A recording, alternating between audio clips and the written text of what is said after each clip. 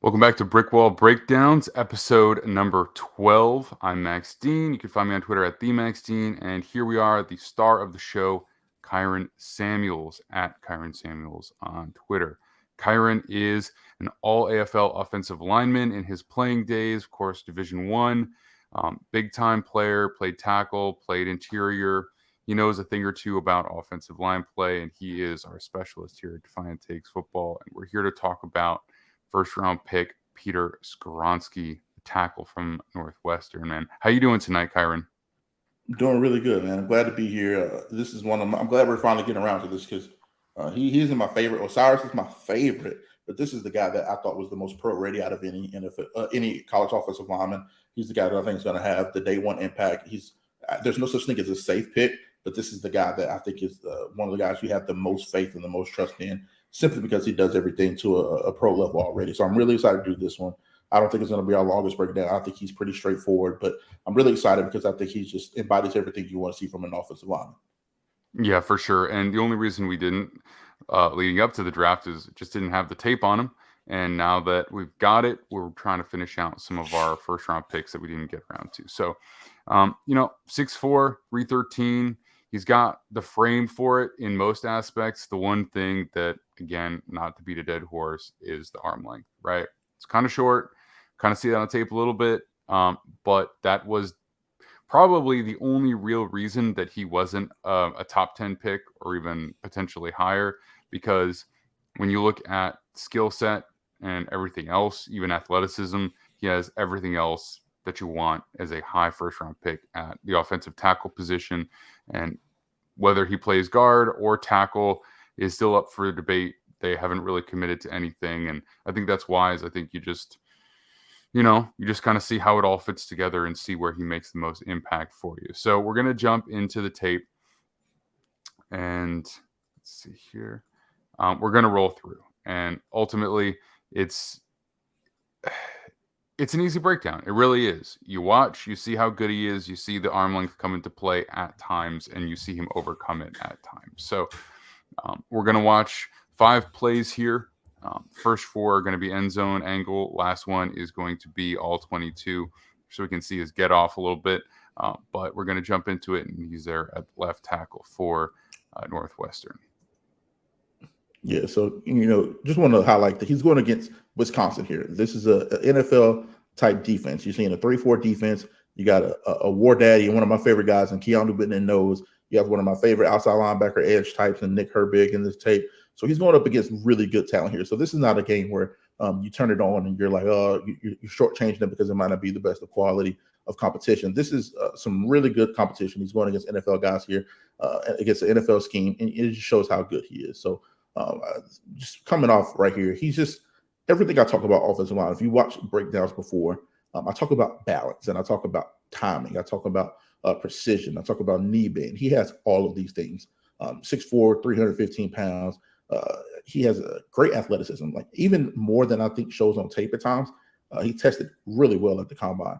I believe he ran 5 flat even, or I think he might have even broke sub 5 in his 40 time. None of that really matters, but it just shows you how good of an athlete he really is. So coming in, you just see even like his elbow bend. Look at his stance. Like that's not normal for guys that big to like have that sort of flexibility, and you see it right out of the gate from his stance. So I love seeing that balance out of the stance, that explosive out of stance.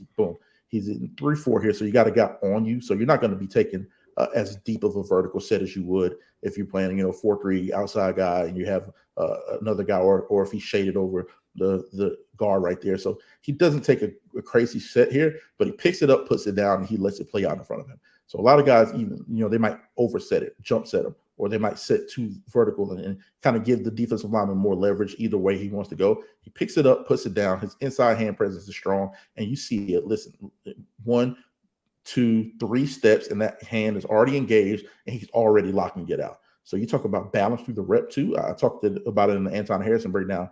Sometimes he has a problem opening the gate. That's not the case here. You see that outside hip is strong throughout the entire rep. He gets the inside arm in, then he gets the outside arm in, and it's locked down from there. So you see the knee bend. He's leaning a little bit, but he's winning this battle. There's no question about that. His hands are where they're supposed to be. His feet are nice. His base is very balanced, and then you just see him shutting down the reps. So this is what you want a rep to look like. This is what these realistic quick game reps are going to look like at the next level, and it's just quintessential offensive line play right here. Well, he's also definitely giving up a mass advantage. I mean, number 56 here, I don't know what his measurables are, but like you could just look at them side by side. Like one of those dudes is a lot thicker than the other one. So, I think it just shows you what his strength is. Dispel some of those. You'll see it. There's a clip here where we'll talk about it, but the arm length thing is in my opinion overblown. I know that some teams have it as a criteria. If you have under 33-inch arms, or excuse me, under 34-inch arms, they won't even talk to you. They'll mark you off their board, and other teams don't care at all. So he has 32.5-inch arms, which are short arms for a tackle. But I did the research. I went and looked it up. There's been 8 guys over the last 15 seasons that have been all pro or Pro Bowl with sub 33.5-inch arms. And, one of the guys, I'm not comparing this kid to him at all, but Joe Thomas is one of those guys. Rashawn Slater, his former teammate, is another one of those guys that fell in the draft a little bit. He ended up going mid-first round instead of top 10, top 5 even, because teams were concerned about his arm length at 33 inches. Donald Penn is another one of those guys. Taylor Lewan is another one of those guys. So I'm naming some heavy hitters here to kind of show you that if he is granted the opportunity to play tackle, which I do think he deserves, the arm length thing could be somewhat overblown because timing beats the length, timing beats any type of move that the defensive line could throw at him. And I think that he's earned the right to play tackle. If he and the team so chooses, I think he'll be fine there. And I think he has all the other measurables and the skill sets and the technical abilities to be more than fine playing tackle. Mm-hmm. Yeah, I mean, and the strength, not just in the core and in the legs, but right here too. So he's got his hand. He makes the initial contact right in the chest plate, and the defensive lineman tries to basically, scoop his left hand underneath to break the contact there, and it's not happening. You know what I mean? Like The grip strength is there, forearm strength is there, and basically he just sinks in and makes contact with the left hand, and it's a no-go. So it's a really nice rep. It just shows you all the strength throughout the entire body. Sometimes offensive line, or really any player, has sort of localized strength that doesn't translate throughout the whole body, and you can see he's got that. Yeah.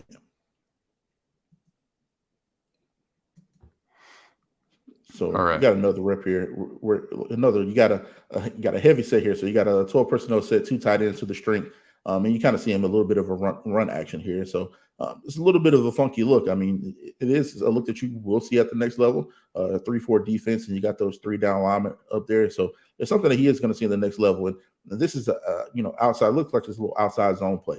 You're getting a running back. Everybody's aiming points. Everybody, the way they're blocking, looks like it's just a regular old outside zone play here. And he gets on that outside shoulder, which you're taught to do. So in doing that, he gives up a little bit of inside leverage, but because the guard isn't giving much help there, he's going straight up. So when you're looking at that, it shows a little bit of his functional strength to me. You'll hear me say that a lot if you watch any of these breakdowns. So he's giving up that inside leverage because he's not getting much help there. It could be miscommunication, could be a little bit of over pursuit on his end, but look at how he locks it down. He is the reason that this play is able to spring. Because I think that's 56 there. If he's able to get hands off and disrupt that running back's path or get there and make that play, the play is over. But you see him get his hands in, boom. He gets on the outside shoulder. His feet are hot. He sticks that foot in the ground and he redirects. He is very balanced. He has his hands where they're supposed to be. And then that's where you see the strength come into play. He stonewalls them from there and allows the play to spring. So regardless of the miscommunication or maybe a little bit of over pursuit on his end, you see the strength, you see the technical ability, you see some of the knee bend, you see some of the athleticism, and more importantly, you see the balance throughout the entire rep. So it's another thing that I really, really value about Peter Skoronski. That's the biggest thing. I mean, first of all, you just look at the whole. I mean, that's all you need to know, that's the gap and that's his job. And he does a fantastic job at that. But right here, right here, as he's turning, right, he's rotating, he could either get pushed backwards, he could trip. There are so many things that could happen here, and he just resets, because he's kind of over his heels a little bit, resets, drops down. Like, if you played him full time, this is really good balance, and this is the thing that stood out to me for him in particular. Yep, so it shows all throughout the tape here. And Now we're finally getting a regular old, 4-man look here. So you got a shade here, you got a 3 technique, and you got 2 outside guys standing up. So this is more of a traditional base look for a lot of teams. And I say all this stuff to say it changes up the punch. It changes up, it changes up the sets. It changes up the way you come out of your stance. It changes up the way your indicators pre-snap. Everything it changes for you based off the defense's alignment. So I always want to point those things out because it does say a lot about, one, his acumen, his football IQ, if he's doing this, if he is sharp and knows what to do with these fronts, and 2, it just changes up the technique and it changes up how you pursue and go about the rep.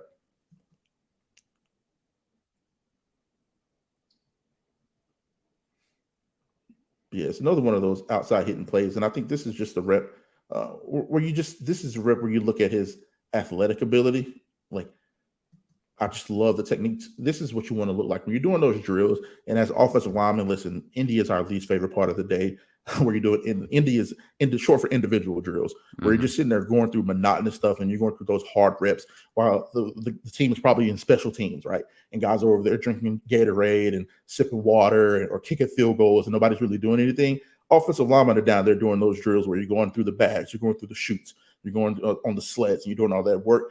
This looks exactly like those reps. So he's coming off the ball here, boom, gets that foot in the ground. It's urgent. Like, everything he does is urgent, it's timely, it's balanced. So I love his get off, the way he comes off the ball here. And look where his hands are. People talk a little bit about the arm leak issue, but I see him get his hands inside and at the defensive lineman's breastplate far more than I ever see him give up a rep like that. I think we'll get a rep here on the next rep where you'll see a little bit of that arm link stuff come into play. And that's why some people think he'll be better suited at guard. But look, watch the tape throughout the film. You'll see that he gets his hands inside, and his hand placement and his punch placement and timing is superb. And it's probably far more advanced than anybody outside of Osiris Torrance in this draft class. So I'm really, really excited about the stuff that I see from him. I would like to see his hands maybe a little bit higher off the snap, that right hand, but he's so urgent with his feet and closing the gap between him and the defensive lineman. I think even though this isn't a rip where you see a lot in regards to the play and the outcome of the play, it shows his process and his technical ability. So even on those plays, he's always doing his job. And to me, that's very important. All right. And so I want to point out 2 things. One, when he makes contact here, right, this is where you see some of the length come into play, right? So that contact is able to be made from the longer end here. But he's able to get his hands underneath and keep the movement going away. And this play is the other thing I wanted to say is this play is blown up by number 56, the guy that we've been watching him go up against for the first few reps. Watch how badly he beats that guard there, right? It's similar for the guard than it was for Skoronski in the previous play. This D-end or tackle or whatever you want to call him, depending on the formation, is slightly inside, and he's got to get to a spot and block him, and he just shrugs him off like he is absolutely nothing, right? So you can just see what a better job he does against a player of that size and speed. And I think that's one of the reasons that you talk about him being potentially an exceptional guard. And I don't think anybody really has any kind of thought that that's not the case. The real question is just, is he going to be a tackle or not?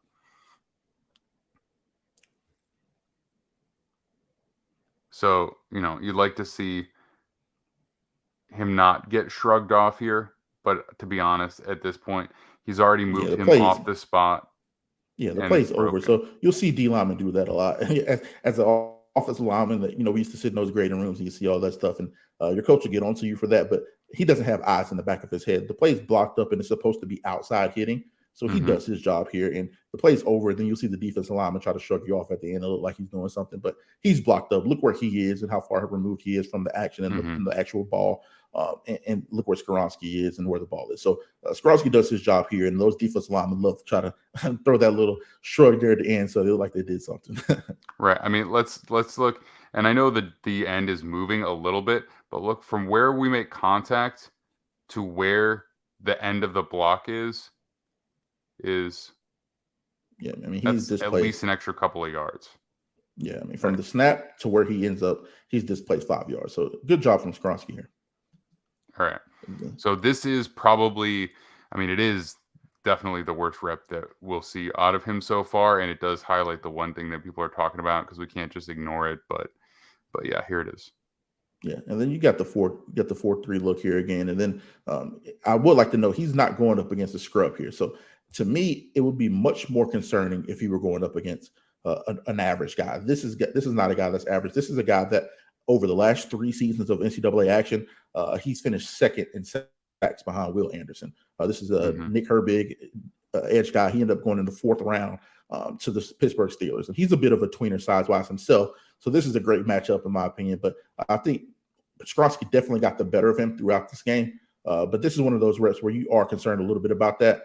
And I think it has a lot less to do with the arm length and a lot more to do with Herbig's timing, because Herbig has the same issue that Skoronski has. If we're talking about length, he's not. If he was the same size as Will Anderson or Tyree Wilson, he goes first round, no question, because the production is better than everybody besides a Will Anderson. But it's the timing. You see how he comes off and he's moving his arms. He does a great job of removing the surface. That's what they call it for defensive ends, defensive guys, removing the surface to punch. So the thing isn't necessarily the arm length here. It is the timing. He removes the surface. There's nothing to hit. And he just does a great job of not giving Skoronski a surface to get his hands on. So this is where some of the high-level stuff comes into play. I would like to see Skoronski maybe get him out there and give a single arm stab, like right there, boom, flash a hand and get a hand on him now and make him have to counteract as opposed to you waiting on him to throw a move. That's stuff that he'll learn over the course of his career, and he's shown some of that on tape, but that's high-level stuff we're talking about. Like, that's not something that you can ask of everybody to do. And this is why a lot of these guys end up getting, chip help, or you get a tight end help. You get schemed up like that to help you against the guys, the pass rushers of this caliber. So while this will cause some people concern, that's what I wanted to highlight here. This is why watching film is actually a beautiful thing, because it dispels a lot of just rumor, or it dispels a lot of the narrative here. You watched what it looked like when he times his punch properly against longer guys than this. It's much less to do with the arm length and much more to do with the timing. You see his set, like he's out of his stance, boom, like on the snap. If we run it here, like he's boom, right out of boom. You love to see the athleticism, the pop out of the snap, and a little bit of that is because he respects the pass rushing prowess of Herbig. But you have to put it all together, and that's what type of rep that you'll see him work on and improve. And this is like the biggest thing that I want to dispel about people with this arm length deal is that the new age of defensive linemen on the interior defensive line, those guys have massively long arms as well. Like the Quentin Williams of the world, the DeForest Buckners of the world, the Eric Armsteads of the world, the Chris Joneses of the world. He's not going to have any less of a difficult time on the interior with those guys and their length as well. So I want people to kind of just, this is why tape is beautiful. Like I said, watch the tape, and then you'll start to see the nuances of the game and how he can correct those things that some people view as a deficiency. Right.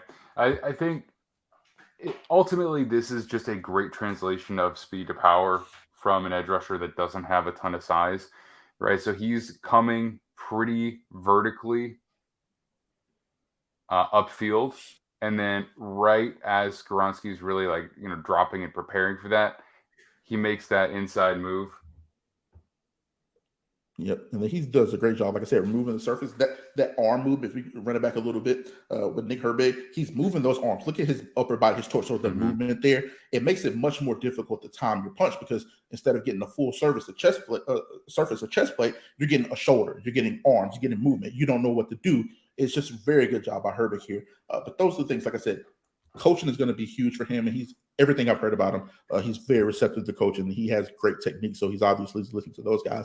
These are some of the things that I think he can improve on, and this is also another thing that I think he can improve on. Right here, even though he kind of had a difficult time with the rep at the beginning, he's in really good position here. If we run it back and see where the quarterback starts, look at where the ball is snapped.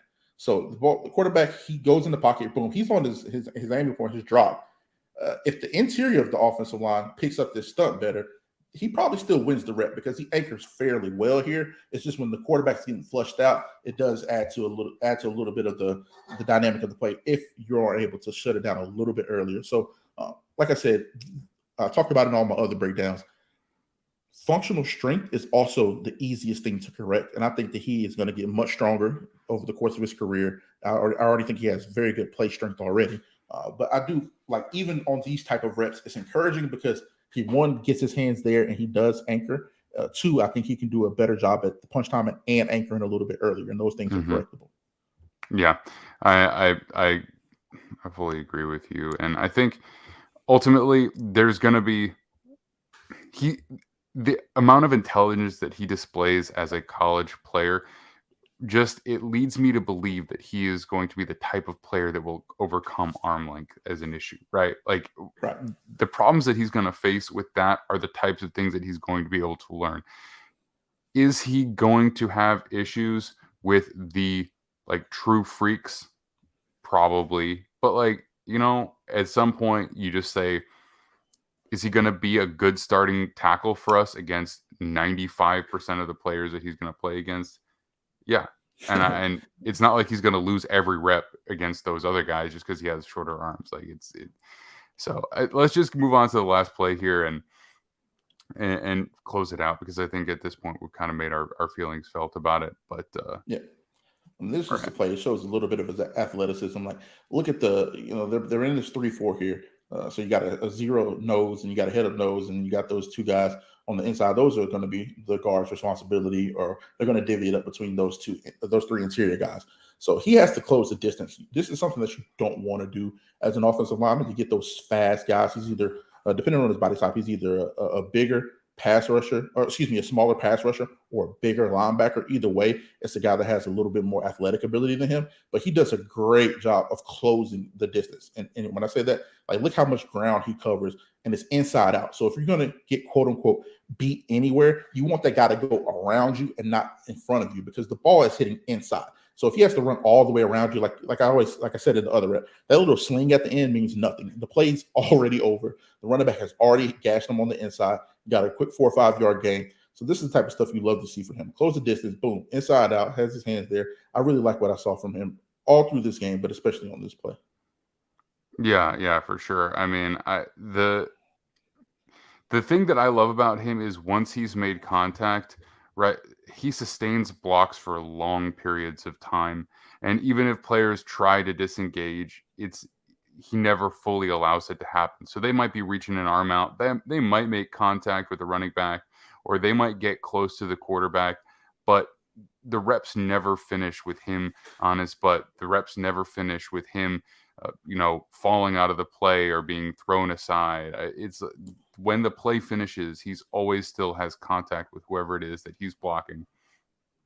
And, he's inhibiting them from making an impact on the play. So I just think that there's the speed that he plays with, the strength that he plays with, the technical refinement that he plays with, and just the footwork, everything. It's really, what you want. And I think people are overthinking it a little bit here, to be perfectly honest. So yeah, and he still went 11th overall. So I do think he's still very highly regarded. I do think teams still really like him. And if he didn't go 11th to the Titans, there's somebody, I wouldn't have even been shocked if somebody traded up to get a guy like that. He's that good of a player. So he still went very high. I mean, top 11 overall is very respected. Even though I think he could have gone higher, probably should have gone higher. If I'm the Raiders at their 7th pick, there's no question in my mind, especially with Jimmy Garoppolo there. You're going to want to short the offensive line more. You got Josh Jacobs and those new weapons. You want to short the offensive line. So I would have taken him at 7. But somebody gets paid to make those decisions, and he still went very high in the draft. And like I said, I'm not going to rehash everything I've already said about him.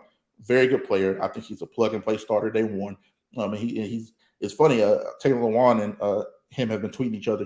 Taylor Lewan kind of gave him his blessing to wear 77. Like, Taylor Lewan was he's an institution there at Nashville in Tennessee. He was there for 8 years and made some All Pros and Pro Bowls, and really respected in the community. Very big media guy. So to see a guy it's just a personality Lewan, too, right? So see a guy like Lewan kind of embracing it, and a lot of guys in his position would be very salty. Like, you give your life to an organization and you get paid, and you're that caliber of player, like. And it goes around. They end up cutting them and releasing them. So a lot of players would be salty in that situation, but it shows how much he respects a guy like Skoronski and believes in him, that even through all the things he's going through with the organization, he was saying that it's such a great pick.